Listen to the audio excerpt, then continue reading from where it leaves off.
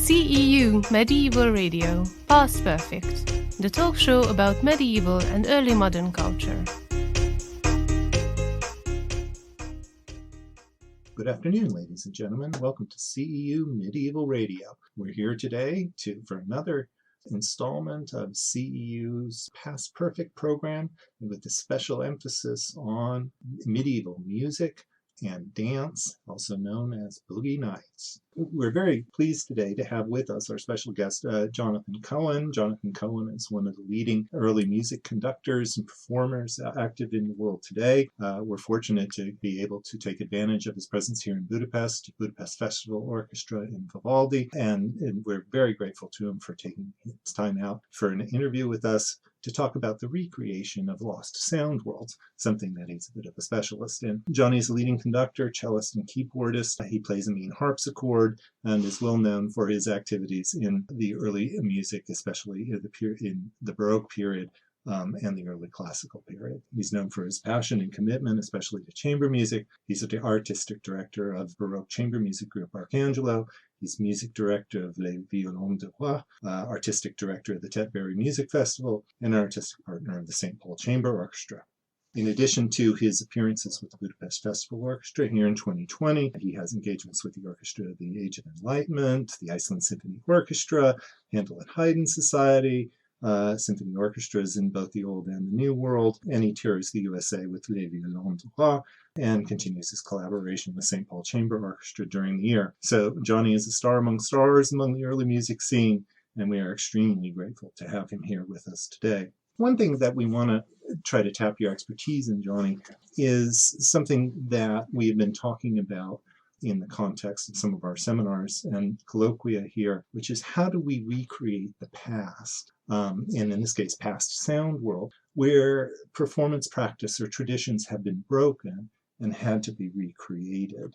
Your period of specialties, in particularly in the Baroque and early classical period, CEU Medieval Radio has a mandate to go up to 1700. So what I'd like to focus the conversation on today is the period prior to 1700, the earliest part of the Baroque period, in which you have recorded any number of things and are a known expert in the music of Buxtehude, Charpentier, John Blow, Monteverdi, Cavalli, etc., etc., etc. Can we get your views, please?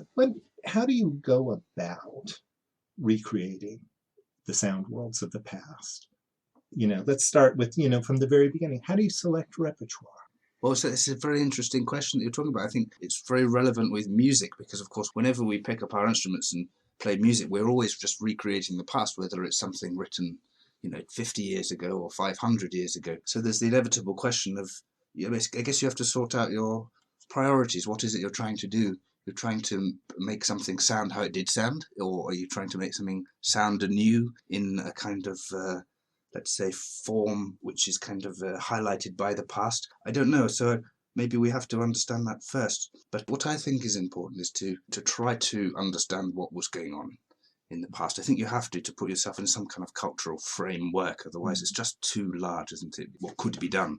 So I think you have to be informed, for sure, by the methods of the past, by the imagination of the past, and then you have to make a lot of choices which are relevant to the contemporary situation. What instruments do you have? How do you play them? What kind of tuning systems do you want to use? All those kind of things. I'm not sure the goal for me or for us is to necessarily try to make a carbon copy of what might be done, because I don't know whether it's right, but I have a view also that maybe not a lot changes in terms of human nature. I mean, we're still kind of jealous and angry and loving and all those things in the same way that we might have been. Evolution acts on a very slow timetable. Yeah, by comparison with human history. Exactly. So I think that there would have been also a lot of discussion about, for example, tuning 500 years ago in the same way that we might discuss that now. I think there's also a very strong idea now that it was done a certain way in a certain time, and I'm not sure that's true. I think it was maybe closer to the truth is it was done more in a certain way, but between themselves I'm sure people had exactly the same kind of arguments that let's place that third a bit more sweetly, or let's go a bit faster here, or you're rushing and I'm not, and those sort of things I think very prevalent today, because we have many different types of people, of different types of temperaments, and those things always clash through the making of the art. And that's part of maybe the joy of recreating sound worlds, is we get to have the same human conflicts and tussles through art that we might have done many, many years ago, and that probably connects us somehow with the past. I mean, so I was amused by a reference to, sort of recreating music of 50 years ago, of course, or 500 years ago, being intellectually the same question. Of course, some paths are more accessible to us than others, either in the sense of recordings being available. Yes, you can go back to the early 20th, late 19th century to hear how people perform things, and sometimes it is extremely illuminating. For example, when you hear the recordings of the old castrato and you think who sang, and you think, how could anybody possibly have found this pleasant? But more importantly, sort of, I think from a practical musician's perspective, there's the idea of performance practice. You learned from your teacher, who learned from his or her teacher, etc., all the way back. That's why so many of modern pianists can trace their playing style back to Brahms or to Schumann or to Liszt. Yes, because sort of you can trace the teaching. That's true, and that a tradition passes down through people that pass on advice and kind of aesthetic, let's say. But I was doing some Philip Glass music not too long ago, and I thought that was very interesting, because you might say, well, because the music's so recent, everyone knows how to do it. But actually, I think maybe like cooking, these things take a long time to decide what is the history or tradition. So, for example, I guess when Mozart produced his scores and they did operas, it probably takes like 50, 100 years of people doing it to start to define a style of what they're doing. At the time that you're doing it, it's many things, and it's the act of doing something new is the act of setting something on paper to be explored, and then it gets defined as a tradition later. So that's important. I think once something starts to get defined as a tradition already, it's lost some kind of aspect of its newness, let's say. Even if we wanted to play music by Mozart in the fresh style of new Mozart compositions, going to a tradition of Mozart playing is already, I think, behind, let's say.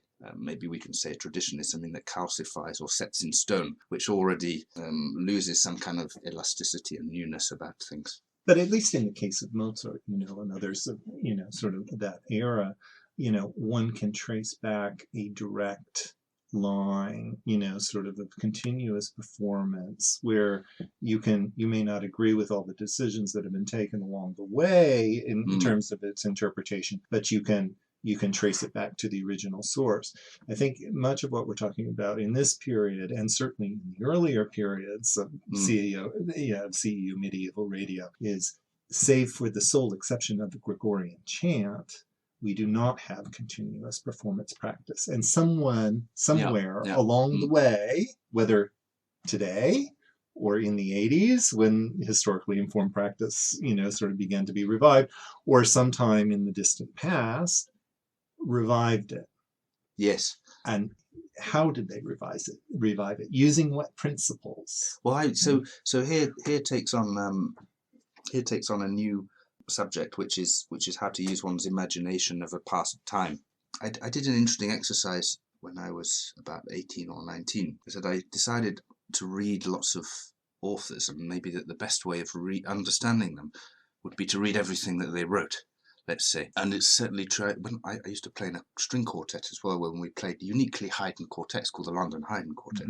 We played whole programs of Haydn. And it's certainly true with such an enormous amount of literature, a lot of string quartets. If you devote yourself just to Haydn string quartets, you start to see patterns between opus numbers. You start to, somehow, you get to know the style much better just by burying yourself in that. So one of the advices I would have really, if you want to speak the language of Vivaldi or Charpentier, is really just get to know all Charpentier's music, all his contemporaries' music, and suddenly you put yourself directly in the world just by the amount of sheer volume of information that you're digesting. It's very hard when you're in one place, let's say, or listening to a certain type of music. Let's say you only really heard 20th century music or pop music, and then suddenly you hear a piece of Charpentier. It's like going to a completely different. It's like going to when you go to When you go to Japan and you don't read or speak Japanese, It's like letters going to look kabuki different. theater for the first time. What You are have they no talking about? ground, you don't understand the Yes. conventions. So you've got to It's put like, yourself in those things. I mean, I Mhm. can't.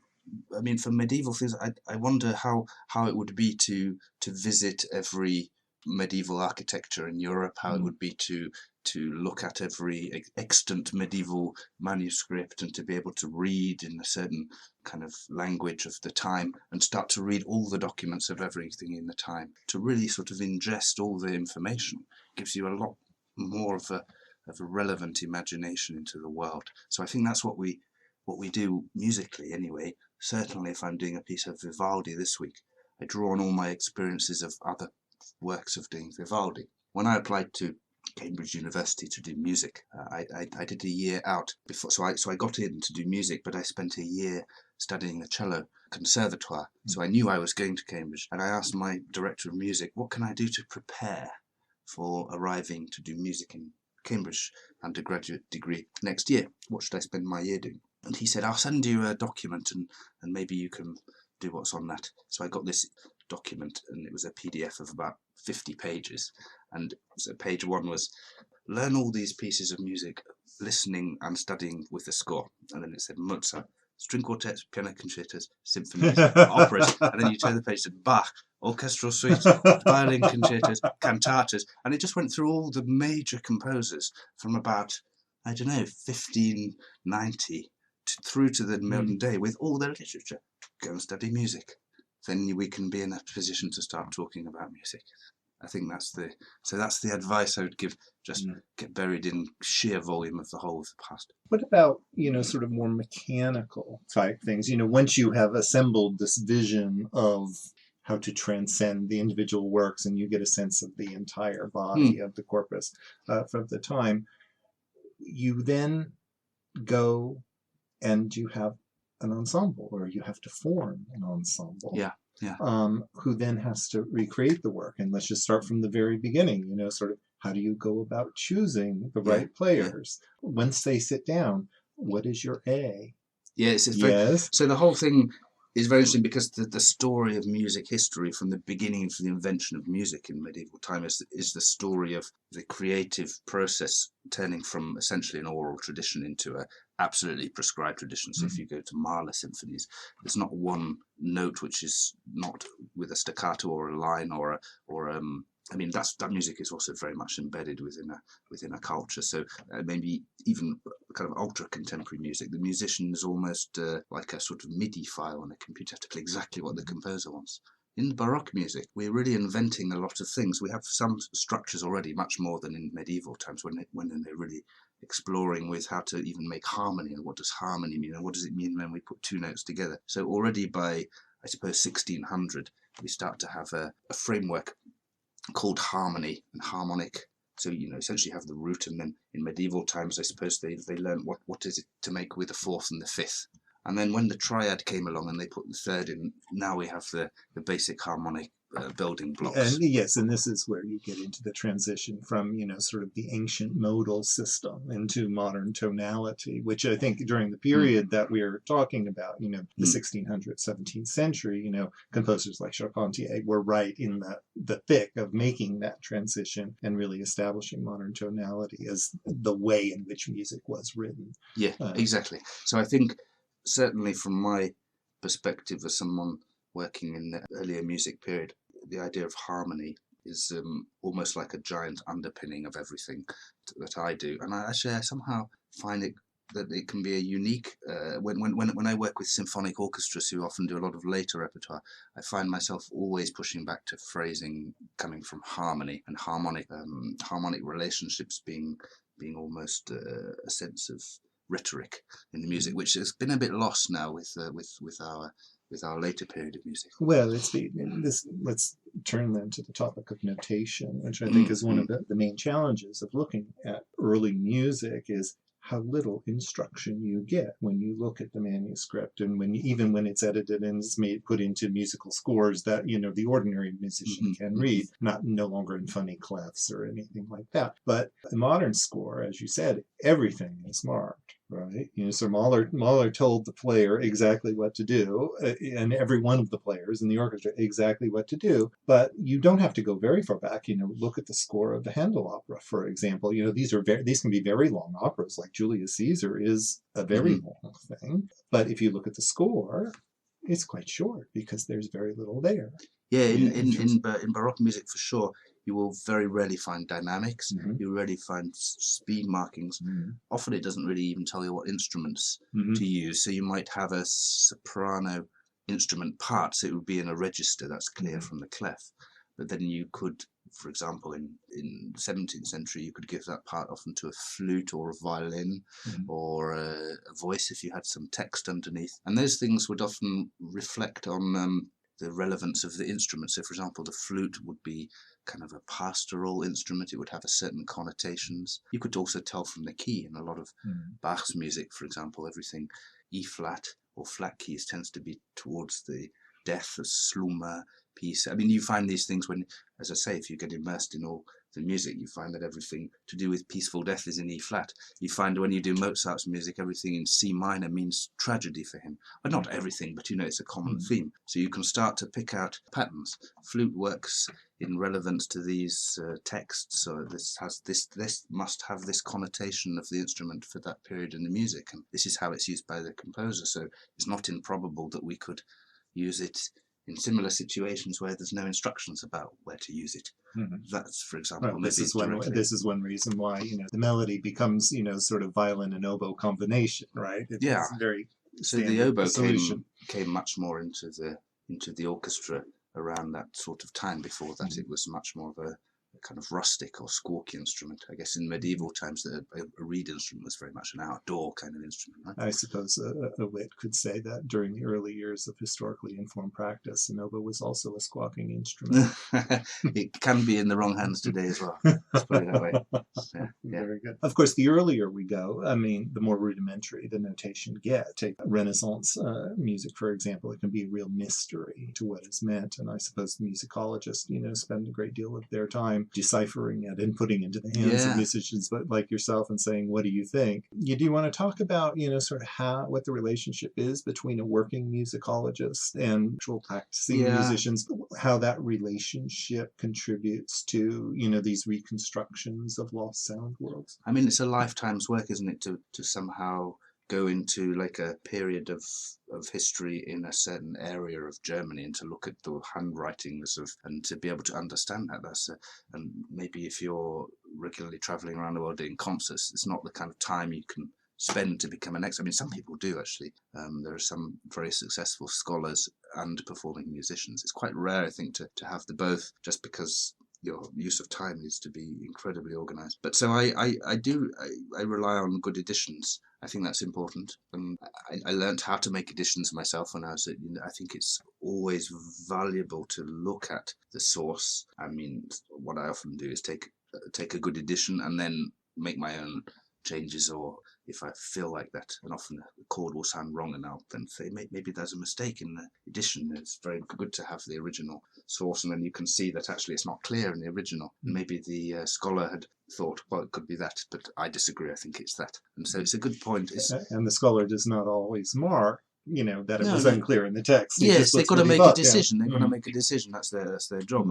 And maybe it was the right one, maybe it was the wrong one. That's often a matter of taste or aesthetic. So it's important to remember, I think, that in some towns, I mean, people don't travel as much. We take it for granted that we can hop on a plane now, but much more common, I think, in previous times to have traditions in fixed places, because people didn't really go too much around, so if you have a sort of singing and choral tradition in a North German city, and that would have been taking place there, and the handwriting is something that people would have understood. And so a mark in Hamburg may mean something different than a mark in Dresden or Leipzig. You see that now. My son sings in the Chapel Royal Choir, is just starting there, and they a squiggle like that is something that they all write, meaning make a gap there, and that's understood by everyone that works in that tradition. It's a shorthand, and people had that more. So how to understand that, and what does it mean? Maybe some of those things are lost, and I'm sure they are.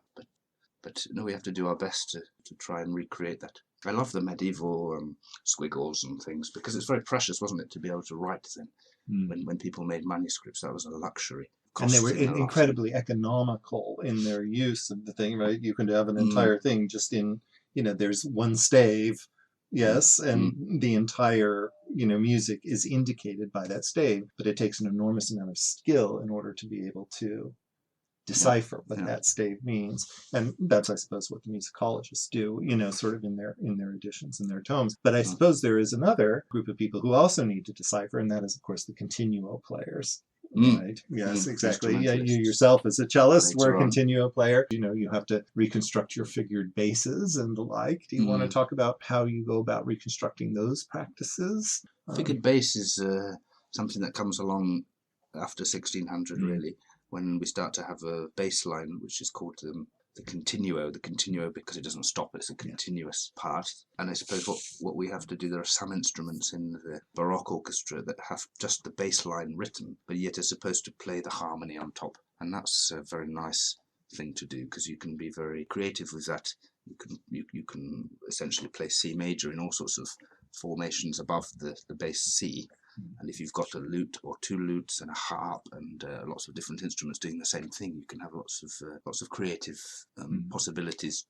I suppose there is there's styles of doing that in different places and different times, and there's different treatises that one can look at, where people like Handel wrote a guide for the continuo. There's a lot of treatises which say, well, here's a good way how to move the hand, and you mustn't pass in this way, and you mustn't do consecutive notes in this way, and here's a good time to do contrapuntalism. You must stay beneath the voice in this, but in this place only use 2 chords. And so lots of opinions, lots of ways of doing things differently. It's good to be informed and to try and understand it. Wouldn't necessarily try to always stick to the rules, because everyone has different hands, everyone has different body sizes. I suppose even if you have a treatise in the 17th century saying you must do this, it's probably still the case that many people didn't do that and did opposite things. There's even a view that if it's written down, it probably means that people weren't doing it, which is why it had to be written down. Well, it's just a reminder that music is, at a very deep level, a physical activity. And music, the act of making music is a physical activity.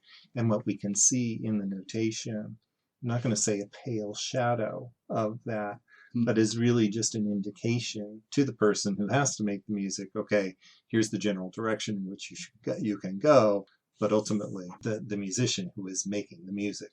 For example, if you were let's go back to Gregorian plain chant, how fast should it go? I mean, there's no recording of the original people in medieval times singing chant. So I suppose an experiment might be, we have to decide the music is written or it's sung to tones in order to carry the sound in large distances. Because it's true that if you go to a large cathedral and say hello, it doesn't carry. But if you intone it, hello, then it carries itself. So you could say that the chant is a way to carry the voice over these Gothic large spaces. So if that is your foundational principle, then I suppose you could go to a building and see at what speed you could sing the thing with someone at the other end saying, I understood that, or I didn't. That could be, for example, a good experiment to do, to find out what speed one should sing at. And therefore, maybe the different sizes of buildings make you do things at different speeds. So that we wouldn't say that Alma Redemptoris should go at this speed. We could say that maybe in Notre Dame, it might have gone that speed. And then, it's just practicality, isn't it? And I think music and art is informed by practicality, and we have to remember that. Certainly performing arts, certainly the performing arts. Yeah. Johnny, let's turn now to questions of countries and repertoire and the like. You yourself have an enormous discography of, sort of music, including chamber music from, the earlier Baroque periods, which willy-nilly makes you an expert on these composers. Let's perhaps start the beginning of Baroque period with Monteverdi. Many medievalists would be most comfortable with putting Italy at, the start of any list of study of medievalism. For those who don't know, Monteverdi was a composer born in 1567, died in 1643. He was born in Cremona. He started his career in Mantua, and then, for most of his career, he was in Venice. He's most famous for his operas, of course, Orfeo, The Return of Ulysses, The Coronation of Poppaea, all of which are rather sad in a way, but, sort of magnificent works. In addition to the operas, he wrote an enormous amount of madrigals, and this is something you've recorded, some of them, in 2014 with Madrigals for Love and Loss. Can you talk to us a little bit about, sort of Monteverdi's importance in, sort of developing music and the challenges of what it's like to try to recreate? Monteverdi was an enormously important person. At the time, these composers were all arguing like a sort of conoscenti club of people that were really trying to decide what should music be and how should we compose it and what does it mean for people and how can it be most perfect. And Monteverdi was often in arguments against. There's a famous letter correspondence between Monteverdi and a theorist, because they accused him of breaking the rules all the time, and they said, well, you can't just put in dissonances which are unprepared like that. It's not according to the classical ideal. And of course, around the Renaissance time, people were quite obsessed with trying to recreate the Greek ideals of, well, not that anyone really knew what they were, so they were trying to recreate the perfection of the past, let's say. So Monteverdi was trying to do that, and he wrote the beginning of his madrigal 8th book. His madrigals are really, especially towards the end of them, they start out in book 1 and 2 in 2 or 3 parts, and not too complex, quite sort of like other composers. And later on, they really push the boundaries. They come in quite symphonic. They have a large instrument written also with the voices. And there's a big discourse at the beginning of the 8th, I think it's the 8th book, you have to check it out, The Madrigals of Love and War. Because essentially Monteverdi would go to a tavern, let's say, and sit in the tavern and listen, because he wanted to portray warlike arguments. So he observed warlike speech, so he went to hear people having fights. And he noticed that when people get really upset with each other, their voice goes higher and they speak faster. So that's something that he noticed. And he wrote this down, and he called that the style of the recitando, the fast warlike style. So when people were talking in these madrigals about battles and things from the past. So one of these madrigals it's the big one's called the Combattimento of Tancredi and Clorinda, which is the setting of the part of the Tasso, isn't it? The Jerusalem Liberati, you can edit that out. He uses these techniques here, and he has people, the instruments actually play very fast notes when they go to fight, and he develops hitting sounds. And also there's a horse at the beginning which starts bum, ba, bum, ba, bum, ba, bum, ba, bum, ba, ba. So he's just all the time trying to take the world and turn it into, which is according to these conoscenti. What they're trying to do is, how can we best recreate the sounds of the world and the most honest sentiments from life as human experiences? How can we create them the best in music? That was the argument going around all the time. And it's really one of the most remarkable things to hear. Perhaps when you approach this repertoire unprepared, you have all these visions about, sort of in your preconceptions in your mind about what it'd be like, and then you go to the Combattimento, and it's astonishing. Yes, at times it sounds like you're in a barnyard, with the horse clopping or something like that. I don't believe that you've recorded it with. We've recorded Combattimento. Okay. Yeah, amazing piece. Another thing to look out for is the madrigal Zefiro Torna. In fact, there's 2 settings of it. The 5-part one, could be 5 or 6. The later one, the extraordinary dissonances at the end. Talks about the pain of lost love or whatever. That's kind of incredible music, very expressive. So he found a new expressive language. These guys were all entrepreneurs in forging they had this thing called harmony, and they were all just this new shiny toy, and people were doing crazy stuff with it, which at the time, to put an F sharp against a G, that's just way out, man, that's crazy. If they'd heard modern jazz now, they would be shocked. It's like, wow, you can do that? That's allowed? There were all these rules then, and it's a very exciting time. So Monteverdi, fresh, exciting, breaking rules, making new things, trying to be as accurate as possible as loyal to the philosophy of bringing bringing sentiments into music. And of course, hugely influential on subsequent, And absolutely composers, hugely, Cavalli, yes. sort of Vivaldi, Absolutely. Just incredibly seminal. Well, let's then hop to the other side of Europe and go north for a bit. Let's address a country that doesn't tend to get a lot of attention in medieval circles, and that's Denmark. Let's talk a little bit about Dietrich Buxtehude. We often think of him as being from Hamburg, but in fact he was from Danish descent. Yes, indeed. And for our listeners, Dietrich Buxtehude was born either 1637 or 39. We only know this from the baptismal record, so we're not really sure about what the exact date of birth is. He died in 1707, and he made his name as a very famous organist in Hamburg. And Johann Sebastian Bach, of course, is famed for having walked by foot to go here. Yes. Buxtehude played the organ, 100 miles, yes, indeed. So, Johnny, you, of course, know very well the chamber music of his, having recorded the sonatas from Opus 1, which is absolutely a magical album. I will confess that when I opened it up, I said, oh, Buxtehude, this is going to be dreary. And I was absolutely captivated, and I must tell you, I listened to it 100 times. It was also, nominated for a Grammy Award, which tells you, how do I put this gently, one does not often think of 17th century music being nominated for a Grammy Award, but this recording absolutely is astonishing. What are the challenges of sort of recreating this world, which is very different, very Protestant? Yes, yes, sure. And you can see it in the thing. One that, although it does push the boundaries, has an enormous respect for rules. Yes. So the different countries, I think, come to the different modernities a little later and different times. The invention of the violin family in Italy was going on really at the Monteverdi's time, and that was so there was already a transition between fretted viol family instruments and new, louder, more possibilities, the violin family instruments, and that happened more earlier in Italy.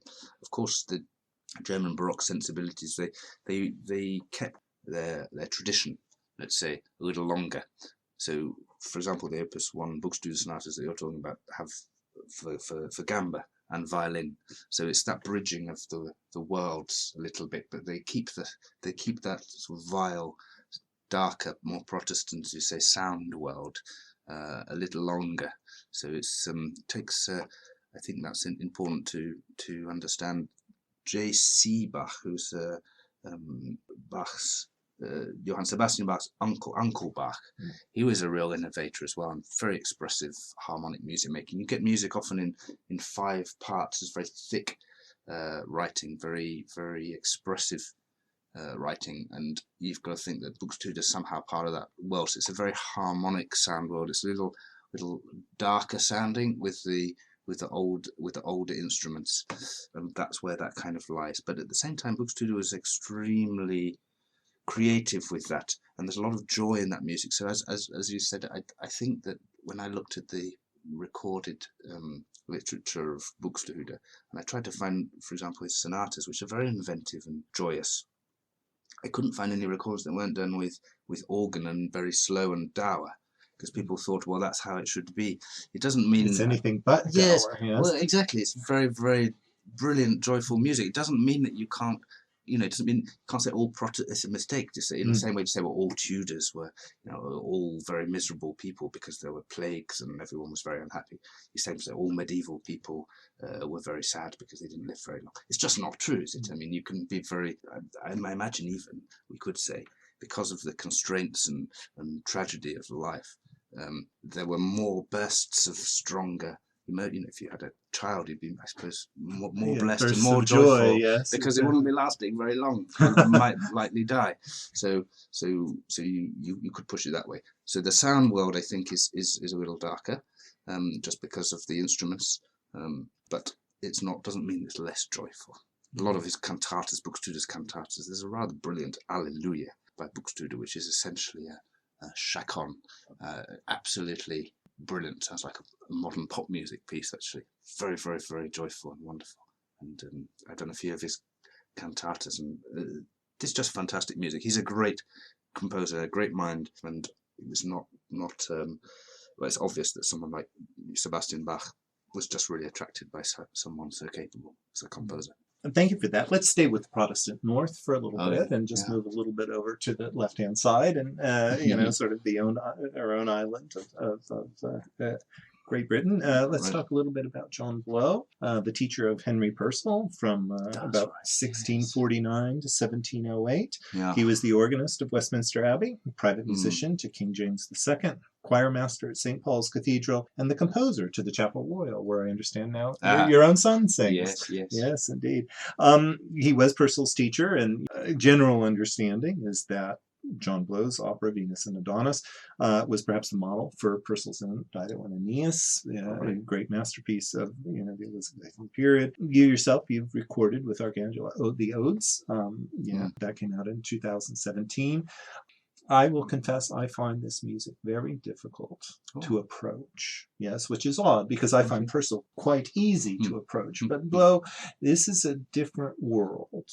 Yes, and one that is at least one step further removed from our current understanding of how music works and the like. And perhaps you could talk to us a little bit about how you landed upon, sort of decided that this repertoire was worth being revived, and what its attractions are, and how somebody how a fan of early music ought to approach this music if it is at first a little bit baffling. Suppose I look at the scores of music, and I think probably because I'm a musician, I can read music, and I have experience with a lot of different music. I can sort of see whether it's quality music from a first look. And John Blow's music is quality music. There's no doubt about it. When I say quality, what do I mean? I suppose well constructed, like a good craftsman, like a carpenter would look at a table and say, well, this is a good table. His legs have been really put on properly. There's the right technique at the joining of the corners there. This has been done properly, especially to someone that knows how to do it. Surprisingly, there are a few composers or craftsmen throughout history in music that are really good. I mean, Maurice Ravel was known as being one of them. Yes, most of the top dogs that we know have a name, don't they?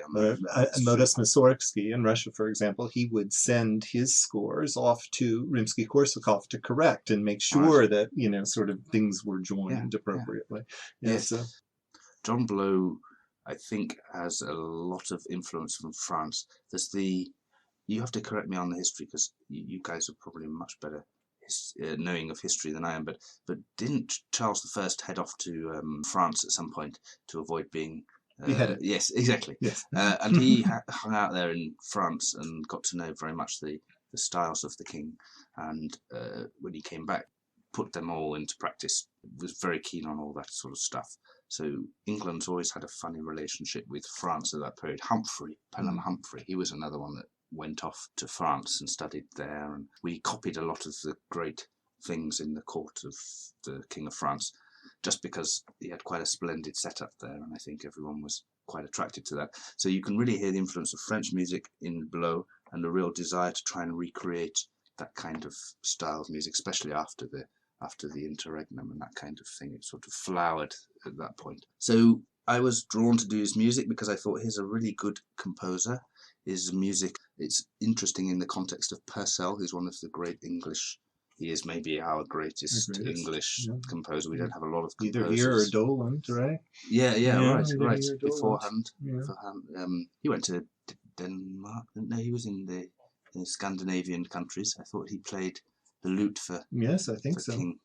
I spoke to my friend who's a very good lute player, Thomas Dunford, and he plays a lot of Dowland.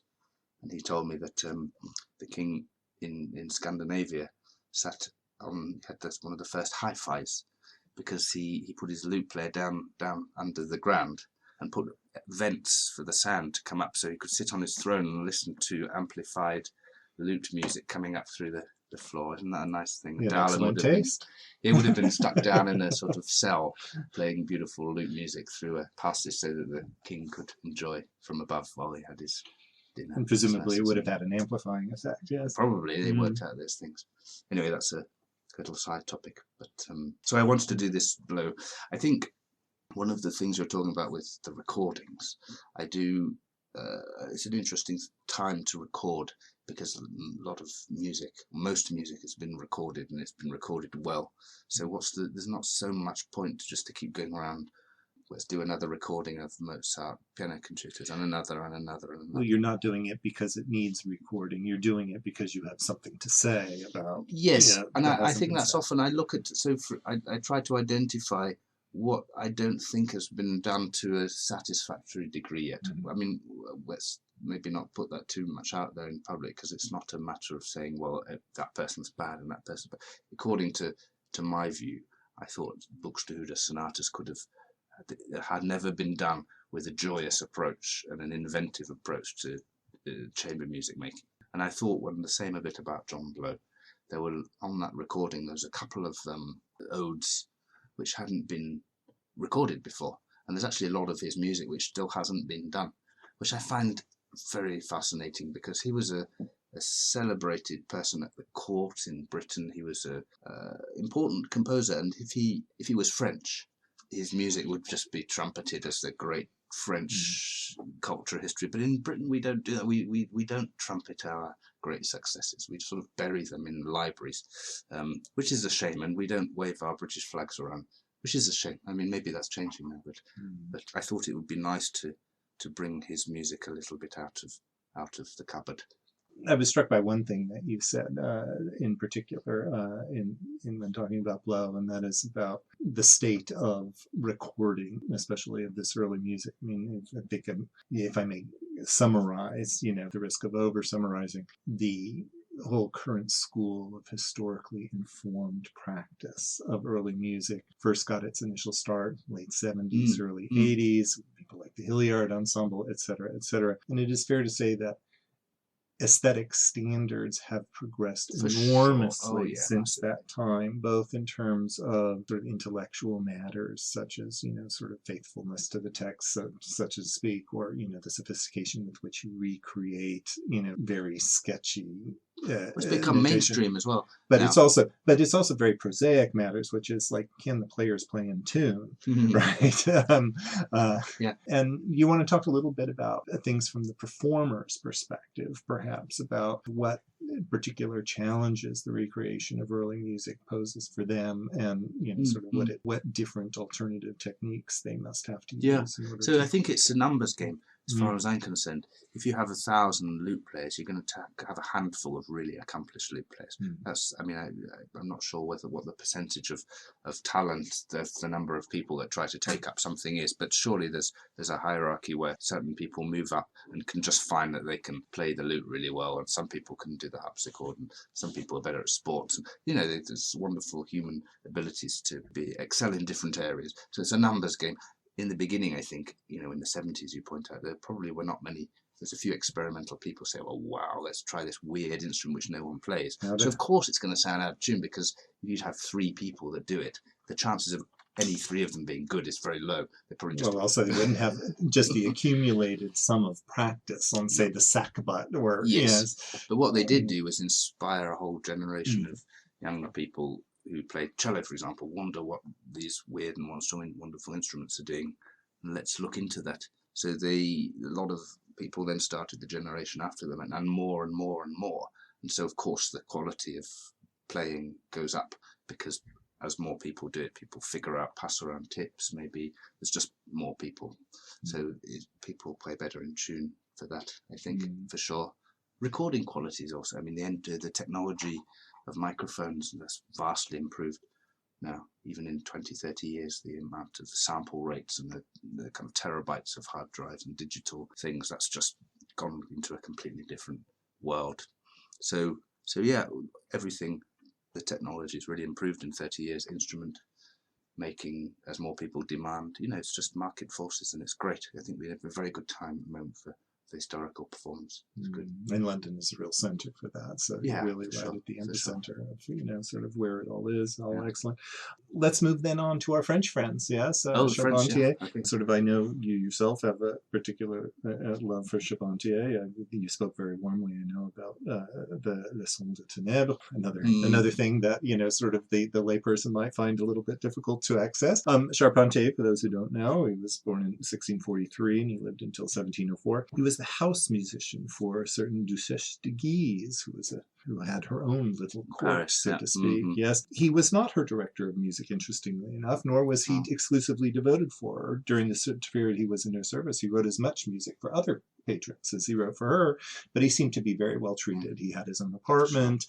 He was not down with the servants in the basement. He was very well treated and appears to be sort of a courtier. He was incredibly prolific. Masses, operas, motets, sequences. If you go through the list of the repertoire, it really is quite amazing. And it has a very definite signature quality to it. I mean, just technically, there's these, sort of these cadences with the 4/3 sort of trill at the end, done by the tenor, which is, almost puts a fingerprint on his work for me. He was, as I mentioned before, at the transition point between modality and tonality in terms of his things, in terms of his productions. And I just wondered if you might want to speak to a little bit about his particular challenges or attractions. It's interesting you mentioned that he was in private employment.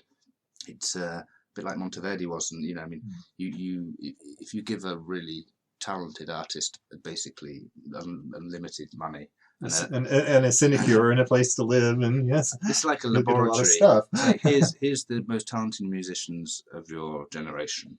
Here's a lovely chapel and the freedom to write whatever kind of music you want and to experiment and to.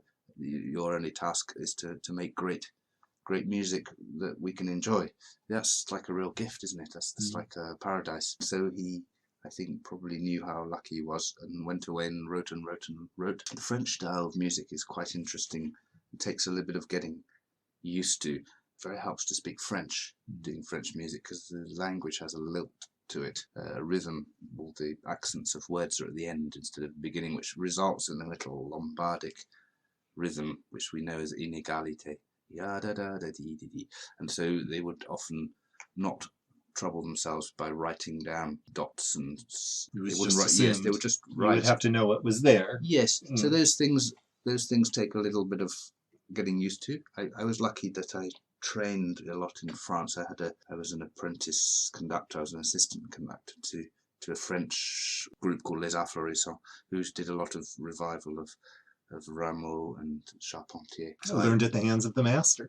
Well, I just spent a long time with that orchestra, and I was always really impressed with how they would take a piece of Rameau, work with a British orchestra or a German orchestra or an American orchestra, and trying to figure out all those ornaments, because there's a lot of ornamentation on every note. They would just read it straight through. It's like everyone's had that in their blood somehow. It's interesting, Charpentier, I think, went to Rome, didn't he? Studied with Carissimi, so there's also that Italianate study that he did, and he's sort of combining the two. That was a French obsession, was how to make the perfect music, how to combine nouveauté of the Italian spirit and harmony with the French sensibility, and so that was their mission. And he and Lully, who was an Italian, I suppose, were the two at that time in the 17th century were really making a lot of progress, and his music's very, very, very, very beautiful. Well, I think that brings us, sort of towards the end of our allotted time. I just thought I would like to, sort of invite you a little bit to speak about Vivaldi, who, although is slightly beyond or the cutoff point of the thing, I know is your reason for coming to Budapest. Sure. And we have Vivaldi to thank for your presence here with us today. Perhaps you'd like to talk to us a little bit about what's on what's on show. With the Budapest Festival. We're performing tomorrow and Saturday in the Liszt Academy concert hall. We're doing this piece called La Senna Festeggiante, which is the joyous celebration of the river Seine, the French river. So Vivaldi wrote it in order to impress French patrons, and so it's basically a homage to the King of France, and in three allegorical characters, the three singers. The river Seine is a singer. Soprano. No, that's the bass. Oh, Oh yes, there's the bass. Ooh, the riff at the beginning, and then there's the Age of Gold, or the Golden Age, and then there's La Virtù, the virtue. Of course, these three characters all say how great the king is, and Vivaldi is writing very much in the French style, so you get a lot of these dotted rhythm types of music. His music, of course, is full of energy and colour, so it sort of combines that. It's really interesting. I think national styles, we're having this debate a lot now, aren't we, with the EU and what's going on and Brexits and things like that. These national styles, I think I do support the differences of these different types of music and cultures. You can hear them, they're all still connected in such a strong manner, but yet they have such an interesting flavours throughout the history, and I can understand why that defines people, and people don't want to lose that. So here there's a very much an Italian Vivaldi kind of mixed up with him trying to be a bit French, which is rather sweet. It's great music. Yeah, enjoy. Come along. It's good. Well, we look forward to it. Yeah. Anyway, I think that brings us to the end of our allotted time. On behalf of CEU Medieval Radio, Past Perfect, and Boogie Nights, we'd like to thank you for your time. Pleasure. Thanks Johnny for Cohen, having me. welcome, Great. and we hope you enjoy Budapest. All the best. Thank you.